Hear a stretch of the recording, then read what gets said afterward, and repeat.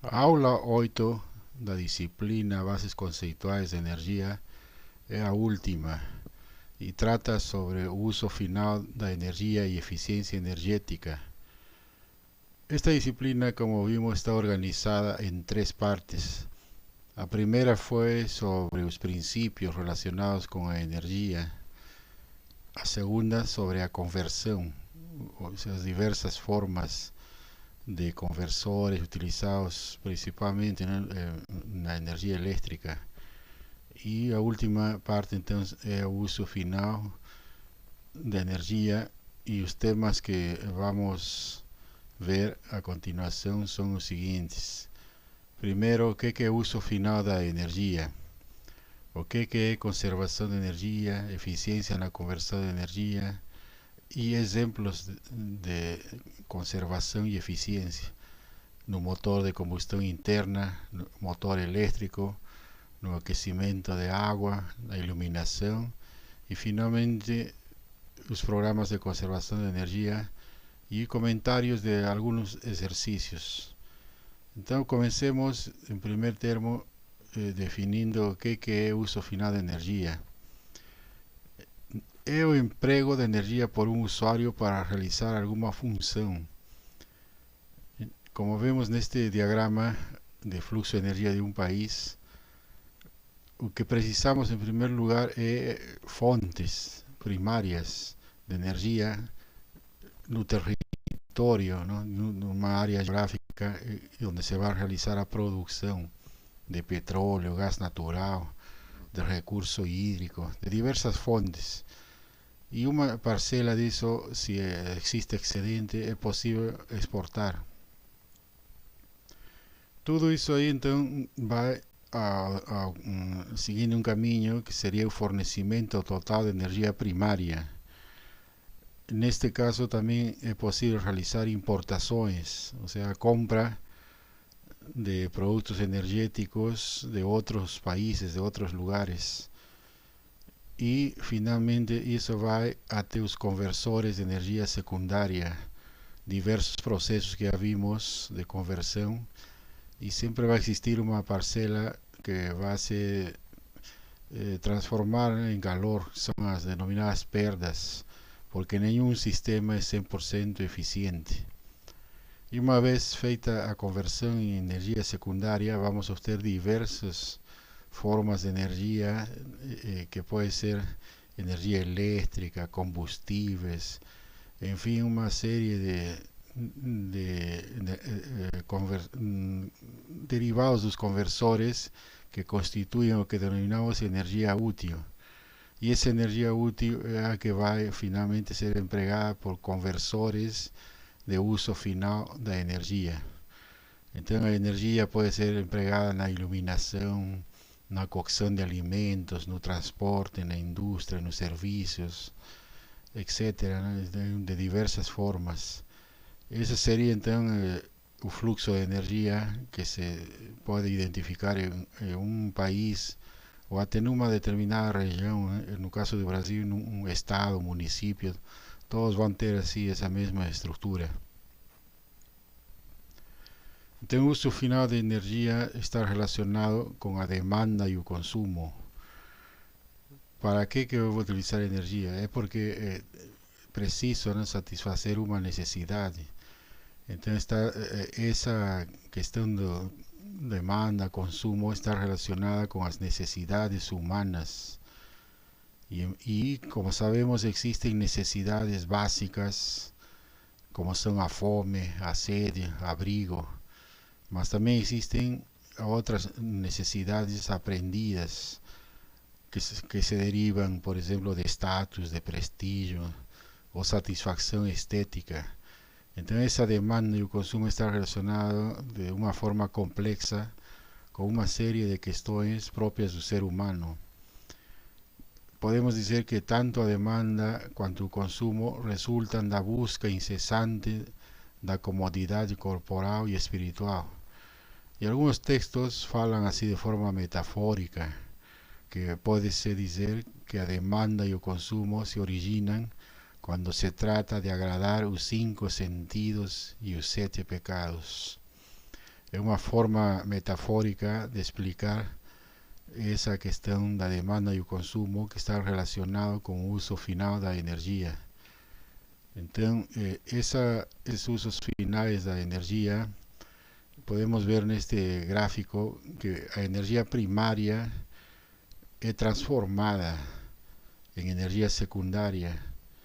E tudo isso aí, tanto energia secundária como energia primária, pode entrar na parte do uso final da energia, denominada energia útil, considerando as perdas de transformação e as perdas de uso final.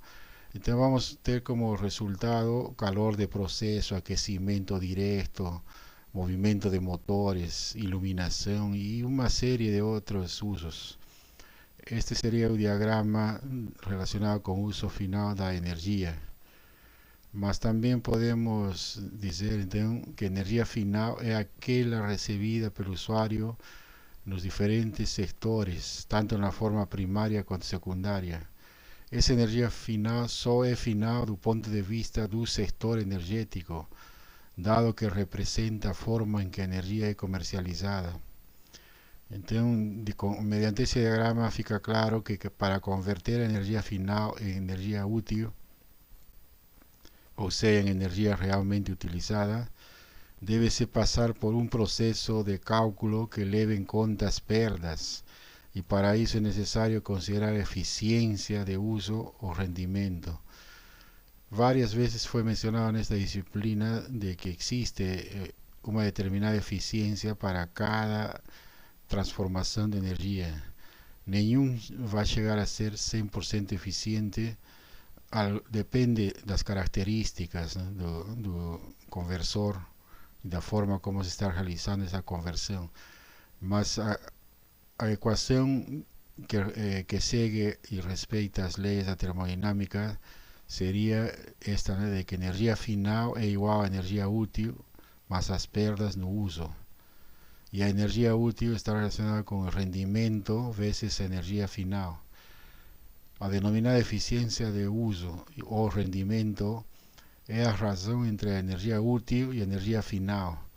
Então, o rendimento de qualquer conversor é isso, a energia útil, aquela que está sendo empregada realmente, e a partir das fontes, né, primária ou secundária, relacionada com a energia final no equipamento de uso final de energia. E isso nos vai determinar o rendimento.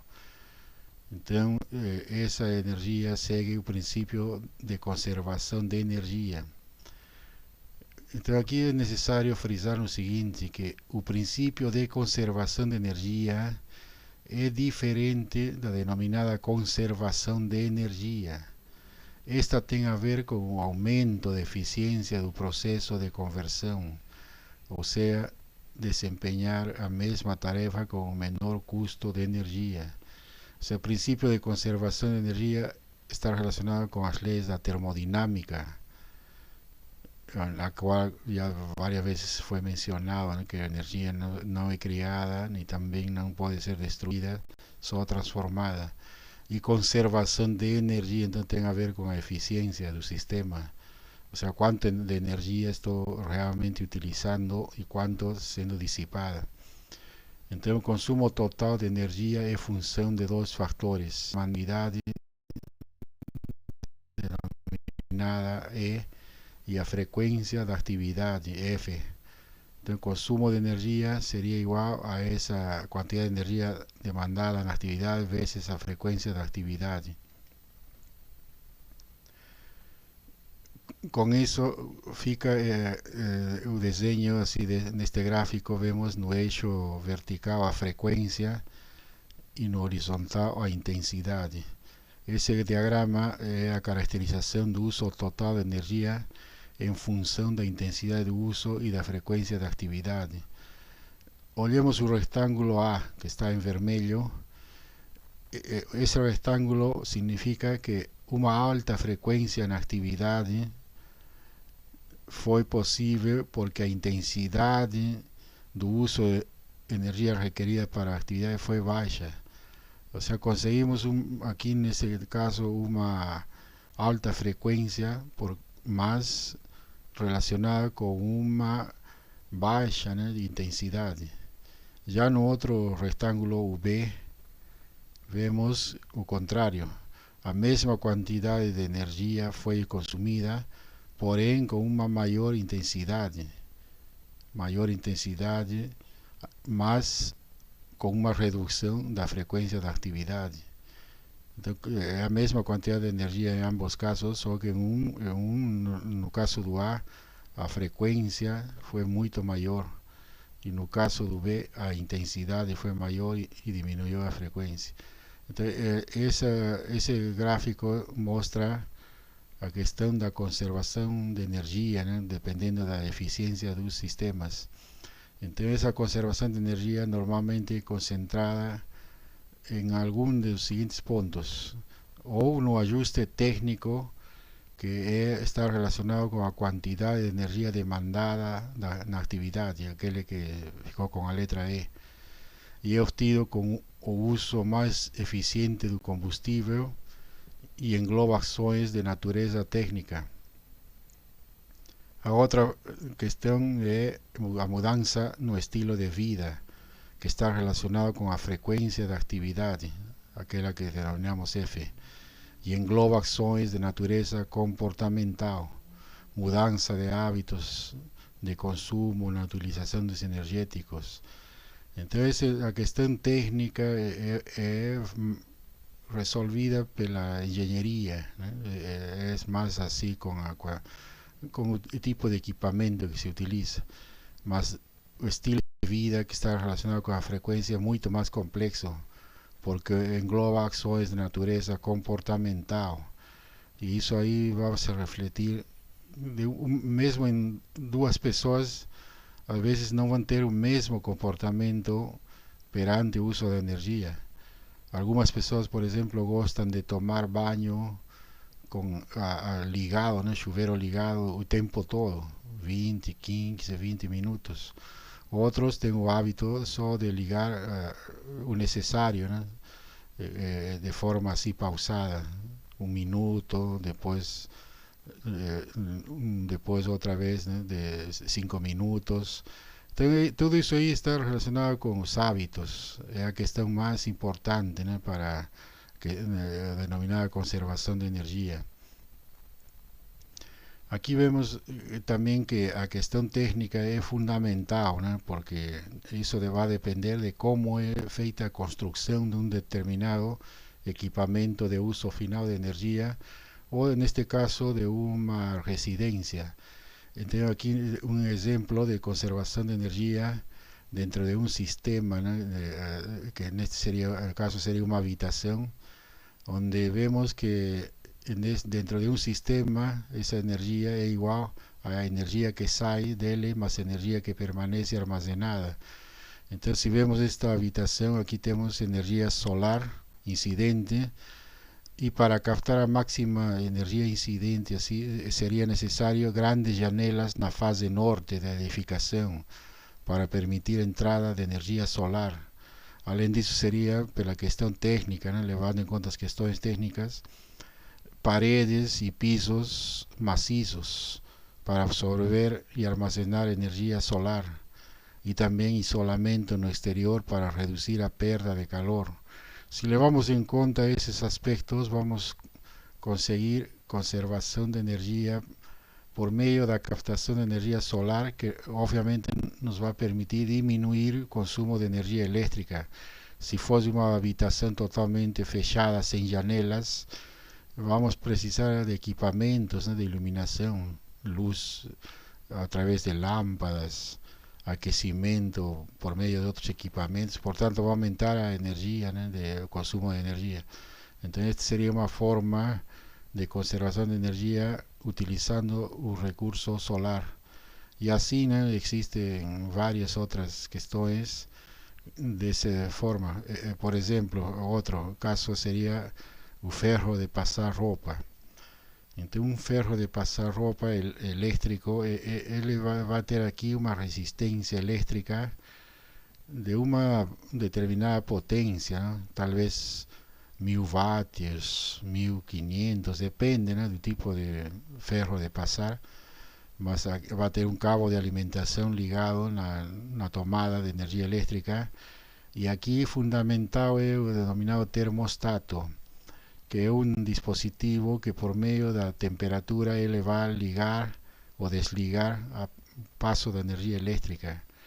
Entonces, en términos de consumo de energía, el ferro de pasar ropas irá a usar más energía eléctrica cuando for ligado, fazendo com que sua temperatura saia da condição ambiente e chegue até a temperatura desejada, pois a resistência estará ligada de forma contínua.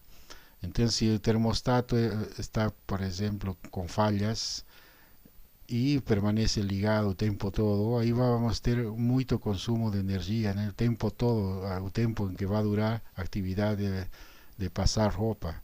Mas si el termostato está funcionando, él va a detectar una cierta temperatura ya suficiente para hacer actividad y ahí él va a desligar. Si vemos de forma global, el consumo de energía va a disminuir. Entonces, dependiendo de eso, ahí va a se refletir no consumo de energía. La misma situación acontece en una heladera. La heladera entonces, también tiene un termostato que depende, neste caso, da temperatura mais fria. Mas se o termostato da geladeira permanece às 24 horas ligado, sem abrir, aí o consumo de energia elétrica vai ser muito maior. Então, vemos que só um dispositivo pode alterar a conta, né, mensal de energia elétrica. Então, neste caso aqui da eficiência na conservação de energia, como ya fue mencionado, la energía total es igual a energía útil más energía generada, y eso ahí se representa con este clásico diseño, ¿no?, de un rectángulo donde tenemos la entrada de energía total, a saída de energía útil, aquella que efectivamente va a ser utilizada en un equipamiento de uso final de energía, y va a existir energía disipada. Todo eso ahí es un sistema, un transductor, y va a tener una determinada eficiencia que va a relacionar a energía útil con energía total de entrada. Entonces, eficiencia es producción de energía o trabajo útil dividido por la energía total de entrada, esa energía total, y veces 100. Entonces, esta ecuación nos determina eficiencia o rendimiento. En otras palabras, eficiencia o rendimiento es energía útil sobre energía total. Y entonces toda eficiencia es siempre menor do que 1, o sea, máximo 100%. Y ya, como ya fue mencionado muchas veces, es casi imposible obtener un sistema así, un transductor, que haga conversión con eficiencia 100%. Siempre va a existir una parcela de energía disipada. Entonces es importante llevar en cuenta esos aspectos. Y si observamos su balance de energía en un sistema energético, entonces nuevamente fica aquí en esa idea: energía consumida pasa por el sistema energético, y aquí vamos a tener energía útil y las pérdidas. Entonces se cumple eso ahí también, ¿no?, de la eficiencia que ya fue mencionado, energía útil sobre energía consumida. Y entonces podemos aquí definir esta ecuación, que energía útil es energía consumida menos las pérdidas, dividido por la energía consumida. O también, si hacemos aquí esa ecuación de forma así, tirando para afuera a energía consumida, aquí va a ficar 1 menos pérdidas sobre energía consumida. Y eso ahí está tan relacionado con eficiencia de conversión de energía. Otra cuestión importante es necesario mencionar que la eficiencia geral de un proceso es el producto de las eficiencias de las etapas individuales del proceso. O sea, las eficiencias nunca se suman, ellas se multiplican. Entonces, en eficiencia global de este sistema de energía, de transmisión de energía eléctrica, si aquí tenemos, por ejemplo, usina de fuerza con una eficiencia de 0,35, líneas de transmisión con una eficiencia de 0,90, a iluminación con una eficiencia de 0,05, una iluminación incandescente, En este caso, a eficiencia global, porque estamos multiplicando aquí, eficiencia geral sería a eficiencia da usina de força vezes a eficiencia da linha de transmissão vezes a eficiencia da lâmpada. O resultado da eficiencia global vai ser muito baixa, né? De 1,6%. Então é necessário levar em conta isso, né? Não adianta ter excelentes sistemas com alta eficiência quando o último sistema, aquele de uso final, vai ser de péssima qualidade, com uma baixíssima eficiência. Essa baixa eficiência vai diminuir a eficiência global. Então é importante levar em conta esse aspecto. Aqui no caso de outro exemplo mencionando aqui o caso do sistema de iluminação. Aqui vemos, vamos ver no exemplo, no caso de utilizar carvão como combustível. Produção de carvão, eficiência da etapa 96%. Então até aqui seria eficiência geral 96%. Se consideramos transporte do carvão, a eficiência 97%. Multiplicamos esta eficiência pela produção de carvão, já diminui a 93%. Agora vamos na conversão de geração de eletricidade utilizando o carvão. Supondo que essa eficiência seja 33%. 33% vezes 93% da anterior dá 31% de eficiência global até essa etapa de geração de eletricidade. Se consideramos a etapa de transmissão de eletricidade com 85% de eficiência, vezes 31% já diminui a 26% a eficiência geral. E dependendo da iluminação, se usamos lâmpada incandescente com uma eficiência de 5%, 5% vezes 26, tudo vai ficar 1,3%. E se usamos lâmpada fluorescente com eficiência 20%, 20% vezes 26 vai ficar com uma eficiência geral de 5,2%. Em ambos casos diminui muito, né, a eficiência geral, piorando com o uso de lâmpadas incandescentes. Conclusão, então, é importante levar em conta, né, o uso de equipamento de uso final, porque vai definir como que será o consumo de energia.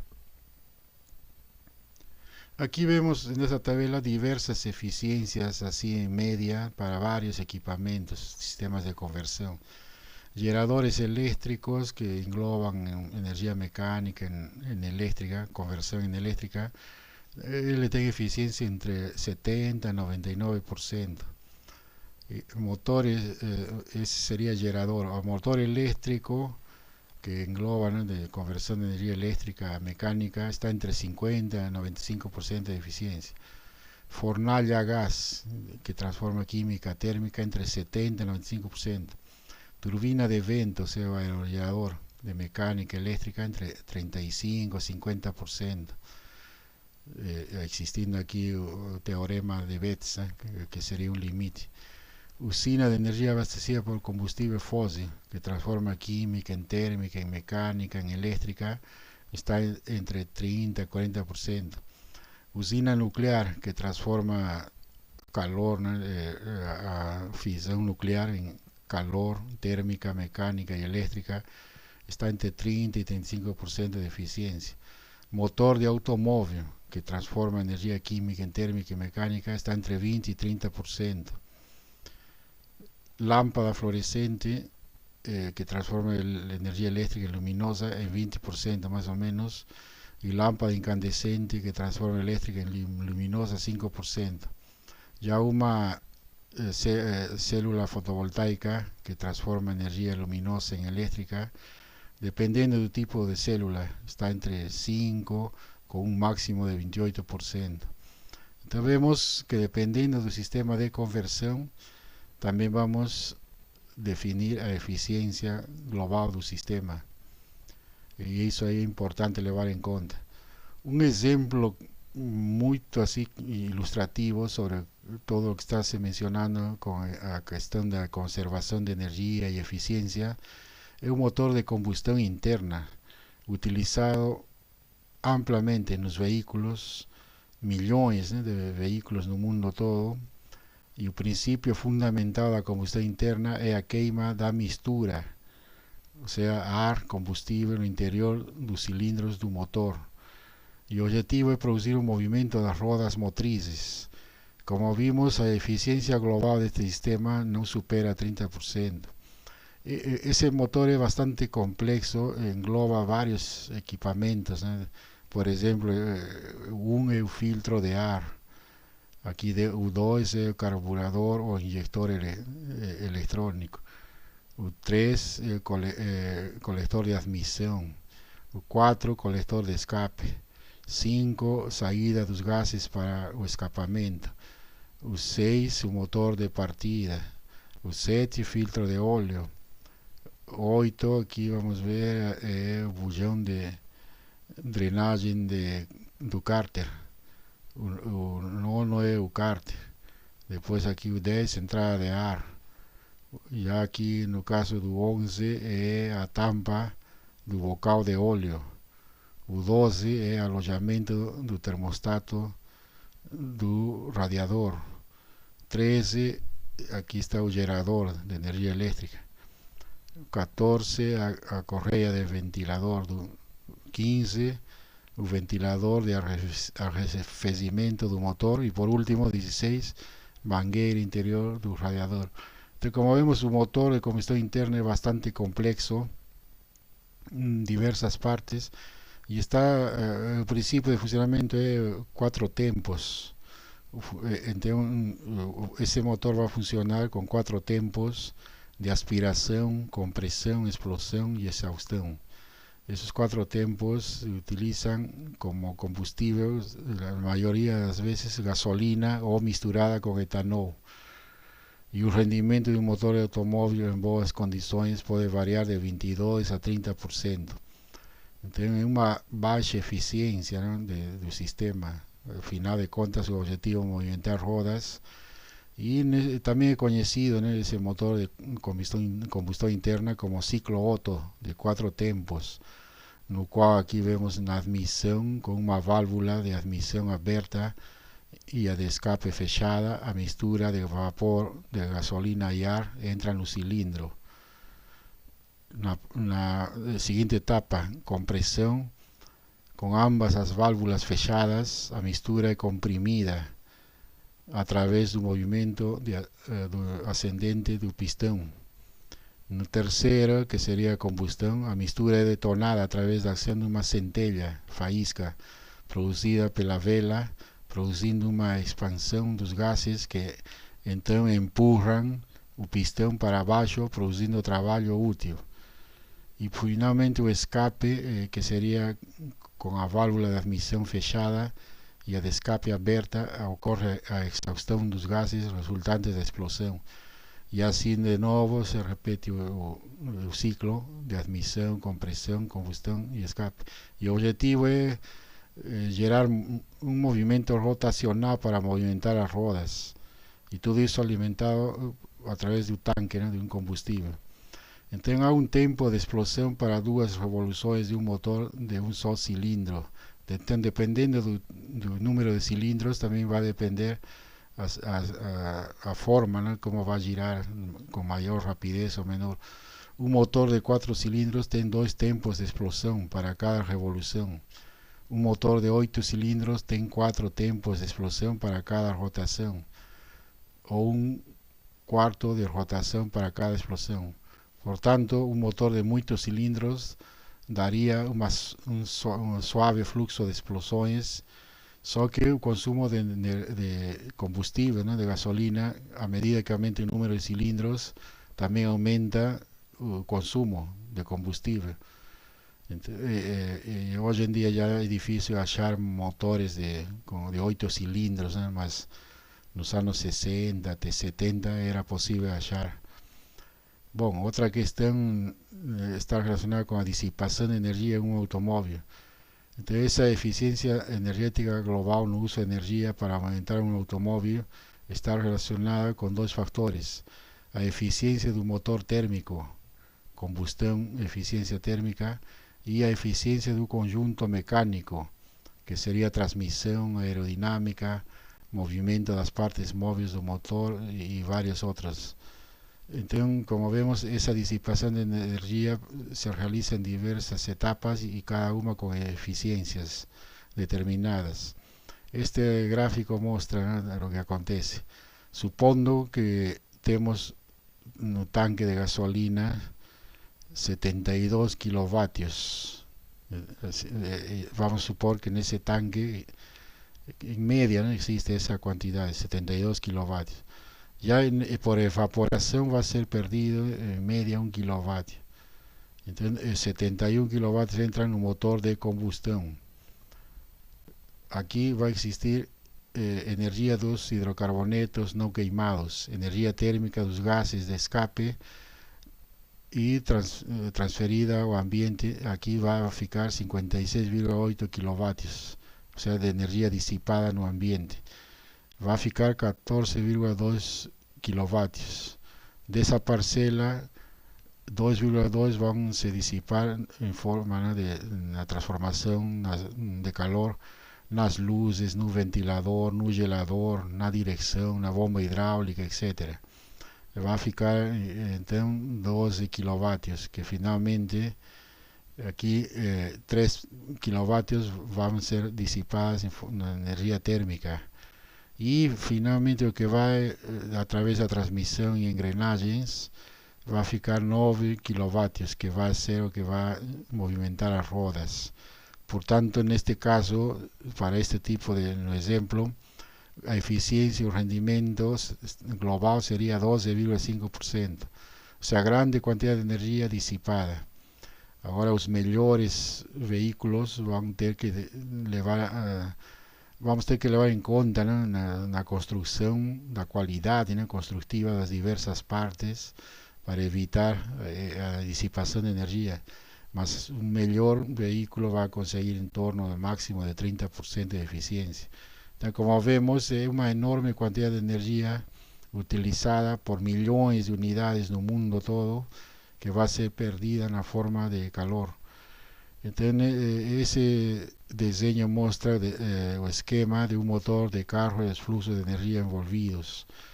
Entonces vamos a tener varias formas de pérdidas en la forma de calor. Si comenzamos aquí, vamos en esa parte, va a haber aquecimiento por atrito, salida de energía. Aquecimiento de agua del radiador, salida de energía. Aquecimiento del ambiente, más energía. Combustible, aquí sí entrada de energía, ¿no? Sería entrada de energía que va a vir del tanque, más toda esa energía va a ser disipada con lo que ya fue mencionado, y también vamos a ver gases de combustión, salida de energía, y movimiento de ruedas, salida de energía.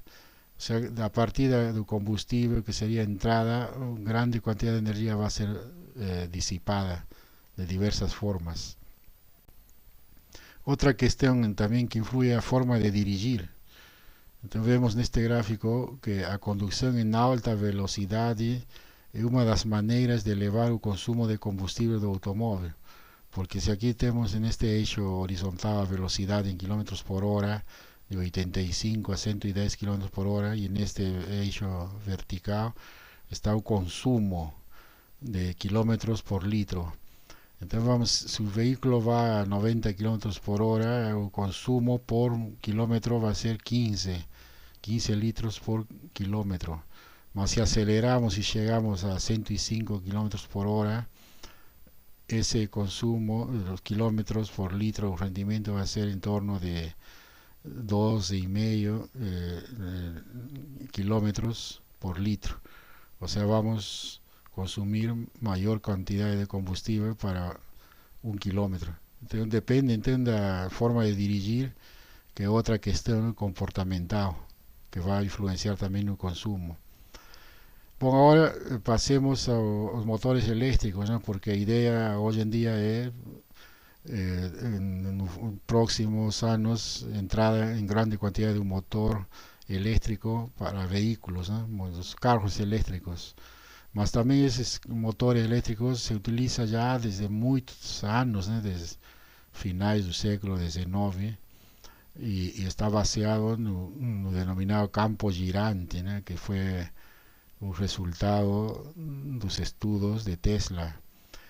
O campo girante então, é um campo magnético rotativo usado em máquinas elétricas. Y a manera más simple de se obtener un campo girante que é a base, ¿no? Do motor ou de gerador é usar um imã ou eletroimã e fazê-lo rodar em qualquer processo. Se eu consigo fazer girar esse eletroimã o objetivo de todo o que foi mencionado nos sistemas de conversão é obter movimento rotacional para movimentar um eixo, e esse eixo está ligado ao gerador, e no motor se faz o inverso, né? Então um alternador produz corrente no estator por meio desse processo, e a variação devido a essa rotação do fluxo magnético do rotor que atravessa as bobinas do estator produz nestas, por indução eletromagnética, forças eletromotrizes induzidas. E outro processo de produzir um campo girante é usar um sistema trifásico de tensões. Então o objetivo tanto de motor ou gerador é o campo girante, né? Esse seria o fundamento. Então, no caso de trifásico, são três fases que estão dispostas exatamente em ângulos, né, de fase bem simétricos. Vamos obter já aqui o funcionamento de um motor elétrico com corrente trifásica, que são os mais utilizados na atualidade, né, com corrente alternada. Bom, esses motores vão entrar principalmente de corrente contínua também, amplamente nos próximos anos nos veículos elétricos. Bom, vamos fazer um exercício justamente que trata sobre comparar essas duas tecnologias de conversão. Então diz: a tabela a seguir mostra as eficiências nas etapas de conversão energética de duas tecnologias aplicadas em automóveis, ou seja, um motor de combustão interna MCI e um motor elétrico ME. A pergunta é: qual é a tecnologia mais vantajosa e de quanto é esta vantagem em termos de eficiência energética? Então aqui estão listados o processo de conversão de um motor de combustão interna. Não tem bateria, mas sim o motor 25%, arrefecimento, eficiência 70% e transmissão 70%. No elétrico ele sim tem bateria com eficiência 80%, motor de 90% e transmissão de 90%.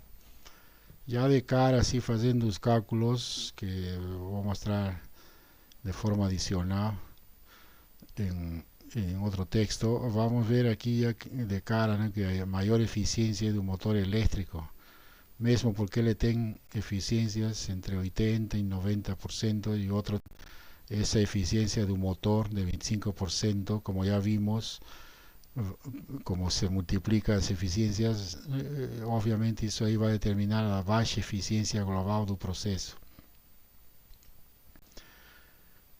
Agora existem diversas outras formas, né, de utilizar a energia, né? Aquela energia que foi obtida por processos de conversão e que chega aos equipamentos de usos finais é utilizada de múltiplas formas. Um caso assim muito estendido é o aquecimento de água com chuveiro elétrico. Então, nestes chuveiros elétricos que são amplamente, né, difundidos, o que vemos é uma resistência. Então, o chuveiro ele se liga ao sistema de energia elétrica, geralmente de 220 volts. E aqui vai ter dentro internamente, dependendo do modelo, né, do tipo de chuveiro, vai ter aqui uma resistência elétrica, geralmente feita de nicrón. Y cuando pasa energía eléctrica por este conductor de nicrón, lo que va a producir es calor. Isso aí vai se tornar vermelho, né? Mas com a água em volta, a água vai aquecer. E assim vamos ter água quente. E esse resistor pode ser aqui controlado externamente por um por un interruptor, ¿no?, que tiene 3 caminos. Si utilizamos toda la resistencia total, ahí vamos a tener la máxima disipación, sería no inverno. Si obtenemos una parte, ¿no?, de la resistencia, sería no verano. Y si desligamos todo, ahí él no va a recibir energía eléctrica. Ahí vamos a tener solo agua natural, agua fría. Más su chuveiro es responsable por cerca del 25% del consumo de una residencia. Y sus potencias fluctúan entre 2.500 a 6.500 vatios. Entonces, ese chuveiro va a representar un grande consumo, ¿no?, de energía eléctrica. Y él funciona de esa forma, ¿no?, una fuente, en el caso de la tomada, donde se liga 220 voltios, corriente que se disipa aquí, en forma de calor. Y por la ley de Ohm, aquí vamos a supor que el chuveiro sea de 5.000 vatios. Dividido por 220 voltios, estaría pasando por esta corriente, aquí en ese cabo, 22,73 amperes. Eso ahí, si fica ligado, vamos a supor ahí de algunos minutos, el consumo ya va a ser de un cierto valor. Mas si deixamos muito tempo ligado, obviamente o consumo vai ser muito maior. E se fazemos isso todos os dias, e muitas pessoas fazendo isso, o consumo vai ser grande, né? Então vai depender aí, como já foi falado, do comportamento, né, de como se utiliza esse equipamento. Mas existem alternativas técnicas, né? No caso, por exemplo, aquecimento solar de agua, que existen desde formas primarias, en lugares donde no existe energía eléctrica. Las personas utilizan directamente garrafas PET, ¿no?, que dejan expuestas al sol y aquecen a agua. Eso ahí generalmente acontece en áreas donde no existe energía eléctrica o en lugares ahí con disponibilidad de bastante sol. Otra forma de aumentar el proceso, ¿no?, de aquecimiento sería ya colocando las garrafas dentro de una estructura así de este tipo, con un vidrio encima y a cor preta, ¿no? Entonces, con eso ahí se acelera el aquecimiento, aumenta la temperatura. Aquí hay otro sistema más fácil de hacer y también un costo reducido, ¿no? Sería una caja con garrafas pintadas de preto y aquí tenemos isopor con isolante y un vidrio fechado. Aquí dentro se produce un efecto estufa y acelera, aumenta la temperatura. La agua llega a ferver, ¿no?, dependiendo del día. Entonces esa es otra forma. Mas también existen serpentinas, no cual son ya en lugares donde tenga así un teto, vamos a supor una área, se coloca así diversas tubulaciones en forma de una serpentina, de una entrada y salida, y aquí la agua en toda esa área de la tubulación, un volumen, cierto volumen, dependiendo, ¿no?, de la distancia y del diámetro de la tubulación, vamos a tener bastante agua quente aquí. Otros hacen utilizando, en este caso fue tubos metálicos y de ferro galvanizado, ¿no? En otro caso puede ser utilizado canos, ¿no?, tubos de plástico.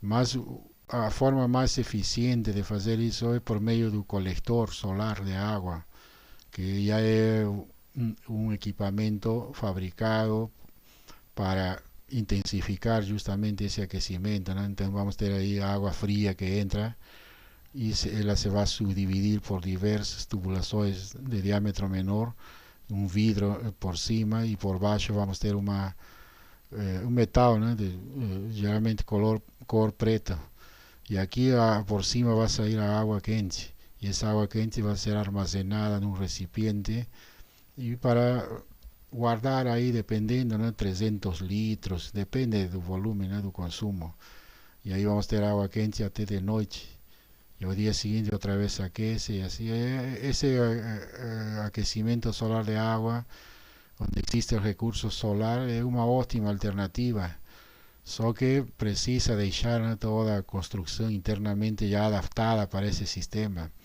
porque si no vamos a tener que quebrar todas las paredes si no se hace eso. Por eso que es recomendable para quien va a construir uma casa deixar já as tubulações, né? Mesmo que não utilize no momento atual, mas já estaria preparado, né, para um momento utilizar energia solar, e com isso vai se diminuir muito o consumo de energia elétrica. Con relación a esses chuveiros, aquí estoy proponiendo un ejercicio que dice: un chuvero dispone de duas posições para aquecimento de agua. No verão, 3.200 vatios, inverno, 5.400. Moram na residência 3 pessoas, sendo 18 minutos o tempo médio de banho por dia para cada morador. E a tarifa de energia elétrica da concessionária local supondo 0,165 kWh. Primeiro ponto, determinar o custo de energia, o sea, quantos reais se paga essa família cada mês, supondo que o chuveiro permanece ligado na posição verão. Então fica na posição verão 3 pessoas, 18 minutos cada dia. A seguir, qual será o custo de energia mensal na posição inverno? O que aconteceria se as 3 pessoas colocam na posição inverno, mas também com 18 minutos? Agora, o último item, suponha que a família deseja diminuir o tempo médio de banho para 12 minutos. Ou seja, diminuiu 6 minutos por pessoa, né? Qual será agora o novo gasto mensal de energia elétrica, tanto na posição verão quanto na posição inverno?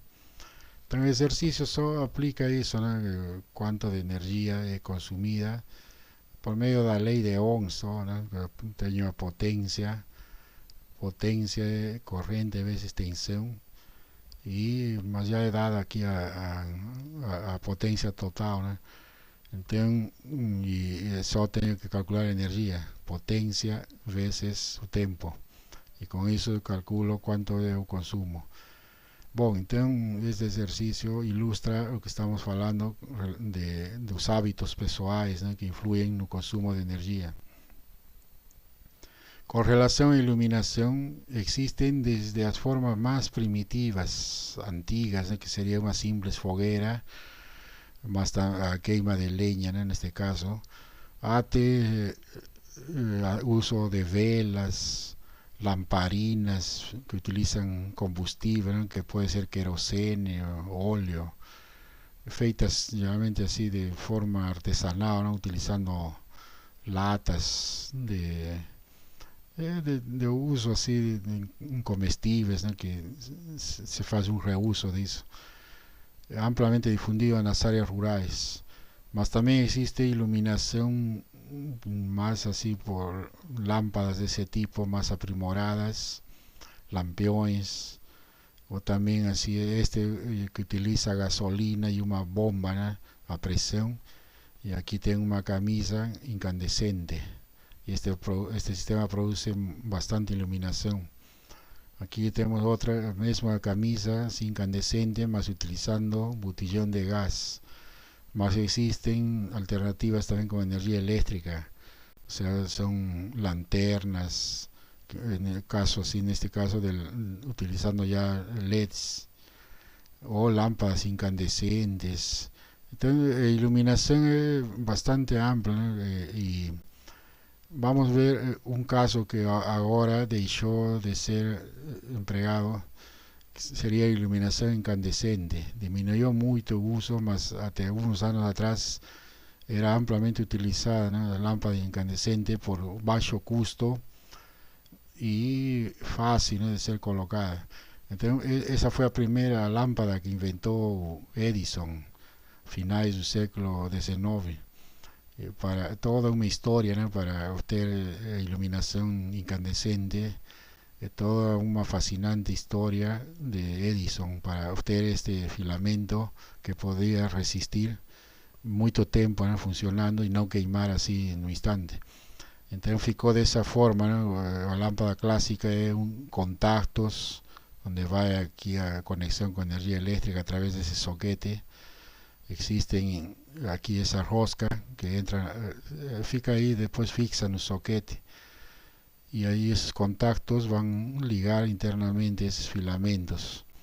Te va a tener aquí un soporte de vidrio, los conductores, un filamento que es fundamental aquí para producir incandescencia, y todo dentro todo aquí está en un vacío, gas inerte, un vácuo preenchido con gas inerte en este caso, que intensifica durabilidad de ese filamento. Entonces vemos aquí una lámpara incandescente de 60 vatios, produce una eficiencia luminosa, o sea, lúmenes por vatio entre 10 a 13. De 100 vatios con reflector aumentan entre 12 y 16. Ya otras lámparas un poco aprimoradas, hasta denominadas halógenas, de 230 voltios, 150 vatios, tienen una eficiencia luminosa entre 15 a 20 lúmenes por vatio. Y las halógenas de 12 voltios, 50 vatios, entre 15 y 25 lúmenes por vatio. Esas lámparas incandescentes, la mayor parte de los países ya ATC fez prohibición de utilizar por causa de la baja eficiencia global. Entonces, de toda energía eléctrica que entra en una lámpara incandescente, solamente una pequeña parcela vira luz. La mayor parte ahí va en la forma de calor por irradiación, casi 81%, y calor por convección, 11%. Y la eficiencia de energía luminosa está máximo 8%. O sea, mucha energía que entra, energía eléctrica, y grande parte perdida. Prácticamente lo que acontece en un motor de combustión interna, que ya vimos. De esa forma fueron surgiendo otro tipo de lámparas, ¿no?, para sustituir con mayor eficiencia. En el caso de la iluminación fluorescente, en este caso las lámparas fluorescentes son lámparas a vapor de mercurio de baja presión, una orden de 0,8 pascales. Y en ese espectro de emisión de mercurio predominan radiaciones ultravioletas, la banda de 253,7 nanómetros. Entonces una lámpara fluorescente la tiene así, ¿no?, una base donde se hace la conexión eléctrica. Aquí va a tener un denominado cátodo quente. Dentro vamos a tener ahí átomos, ¿no?, de mercurio, que cuando pasa energía eléctrica va a se producir aquí flujo de electrones, y aquí lo que va a se producir es fluorescencia, irradiación ultravioleta, y esa fluorescencia es luz, ¿no?, luz visible. Entonces, eso es lo que acontece en una lámpara fluorescente, que precisa de un reactor para iniciar este impulso que va a provocar esa luz visible.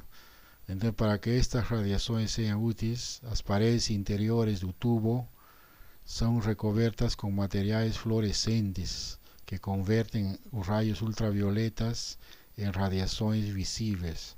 Entonces, todo tubo de fluorescente le va a tener ahí en esa parte interna ese material fluorescente, que cuando va a recibir esa radiación ultravioleta, ahí va a producir la luz visible. Entonces, esa es la lámpara fluorescente que tiene mayor eficiencia, ¿no?, comparativa a las incandescentes. De toda energía eléctrica que entra, calor del reactor va a se disipar en torno de 25%, calor por convección en torno de 32%, y calor por irradiación 15%, más eficiencia de energía luminosa de 18%. O sea, mejora mucho, ¿no?, la sustitución de lámparas incandescentes por fluorescentes. Y así fueron surgiendo otras, ¿no?, que son las más populares ahora, lámparas fluorescentes compactas, de diversa forma, ¿no? O sea, todas tienen la estructura de una lámpara incandescente, ¿no?, aquella forma de colocar un soquete. Mas existen lámparas fluorescentes tubulares y reactores también, ¿no?, electrónicos y magnéticos. Entonces, todo ese conjunto vamos a ver aquí que se reflete, ¿no?, por ejemplo, en una lámpara tubular de comprimento. Aquí tenemos tres tipos: una de 60 centímetros, otra de 1,20 m y otra mayor de 1,50 m. Dependiendo del tamaño también aumenta la potencia nominal, ¿no? En el caso de 60 centímetros, 18 vatios, 36 y 58 vatios para aquella de 1,50 m. Eficiencia luminosa en lumens por vatio, aquella de más comprimento, ¿no? De 1,50 m va a tener una mayor eficiencia por causa del tamaño, ¿no? 93 lumens por vatio. Tipo de reactor, van a utilizar magnético, electrónico en los tres casos. Potencia con reactor de fusionamiento, ya ahí vemos 25, aquí de 25 a 19, ¿no? Vatios. Toda esa potencia sería potencia con reactor en funcionamiento. Entonces, ahí ya está listado después la eficiencia luminosa, la lámpara más reactor. Entonces en este caso disminuyen en los tres casos de 70 y 54 a 74 lumens por vatio, y aquella de 1,50 m entre 77 y 93. O sea, dependiendo, ¿no?, del conjunto de la lámpara y el reactor, ahí también vamos a tener una determinada eficiencia global. Ya las fluorescentes compactas, ellas mejoraron, ¿no?, la difusión de esas lámparas. Están constituidas por tubos fluorescentes rectos, más también así en forma de U, dobrados. Va a tener aquí los filamentos, ¿no?, están aquí en esa base, los electrodos. Un reactor electrónico está aquí dentro de esa base que sustenta el reactor, y un soquete. Entonces un tubo de lámpara fluorescente compacta, conocida como CFL, tiene envolta de 6 milímetros de diámetro, dobrada en forma de U invertida, y su comprimento depende de la potencia. Más en todas esas lámparas existen dos filamentos de tungstenio o wolframio, alojadas en los extremos libres del tubo, como propósito de aquecer los gases inertes, que pueden ser neón, criptón, argonio, que están en el interior de ese tubo. Y junto todos esos gases, con los gases inertes, el tubo también contiene vapor de mercurio, y todas esas paredes se encuentran recubiertas por un macameo de las lámparas fluorescentes compactas. Más también vemos aquí en este diseño que es ese fundamento que está aquí principal, es reactor electrónico. Entonces un reactor electrónico para ese tipo de lámpara está constituido por un circuito rectificador de onda completa y un oscilador, y este aumenta la frecuencia de la corriente de trabajo de la lámpara entre 20 a 60 kHz, y en el lugar de 50 a 60 Hz de los reactores magnéticos. O sea, una de las funciones de ese reactor electrónico es aumentar la frecuencia, y con eso se consigue ascender, ¿no?, a producir el efecto aquí de iluminación. Entonces, el avance entonces de estas lámparas fluorescentes compactas fue el desenvolvimiento de esos reactores electrónicos. Y vemos una típica lámpara fluorescente compacta de 15 vatios que tiene esa forma, de todo el comprimento 135 milímetros, o sea 13,5 centímetros, y así aparte de largura entre 50 milímetros, potencia 15 vatios, y aquí produce un flujo luminoso de 900 lumens, eficiencia luminosa entre 60 lumens por vatio, y temperatura, ¿no?, de core 2700 grados Kelvin, en este caso core amarela. Bueno, todas esas lámparas van a tener una vida útil de entre 8000 horas, más o menos, sería un máximo.